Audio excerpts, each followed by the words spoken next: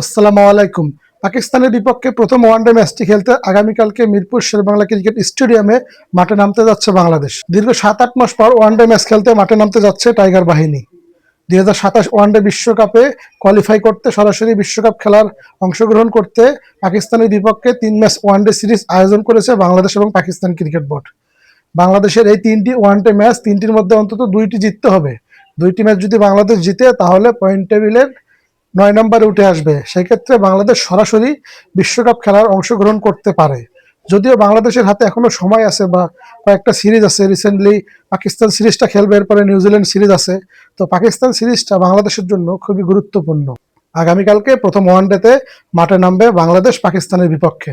বাংলাদেশের ক্যাপ্টেন মেহেদী হাসান মিরাজ, ওয়ানডে দলের ক্যাপ্টেন মেহেদী হাসান মিরাজ জানিয়েছে, আমাদের এই সিরিজটি খুবই গুরুত্বপূর্ণ এবং এই সিরিজটা আমাদের জিততে হবে।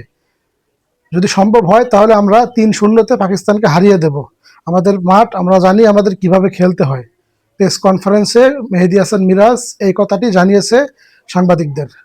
মেহেদী হাসান মিরাজের আত্মবিশ্বাস এবং দীর্ঘদিন পর ওয়ানডে দলে ফিরেছে আমাদের টি-20 ক্রিকেটের ক্যাপ্টেন, টি-20 দলের ক্যাপ্টেন লিটন কুমার দাস। লিটন কুমার দাস সর্বশেষ ওয়ানডে কয়েকটা ম্যাচ যদি আপনি অ্যানালাইসিস করেন তাহলে তার পারফরমেন্স তেমন ভালো না, কিন্তু ডোমেস্টিক লিগগুলোতে বর্তমানে তিনি দারুণ ফর্মে রয়েছেন। সেই কারণে লিটন কুমার দাসকে পাকিস্তানের বিপক্ষে এই ওয়ানডে সিরিজে দলে ঢুকিয়েছে নির্বাচকরা।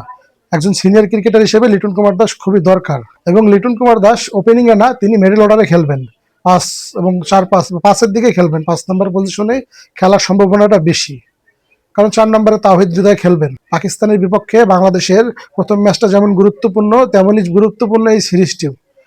২০২৭ ওয়ানডে বিশ্বকাপ সরাসরি খেলতে গেলে পাকিস্তানের বিপক্ষে এই সিরিজটি জিততে হবে। যদি সম্ভব হয় পাকিস্তানকে হোয়াইট ওয়াশ করে দিতে হবে।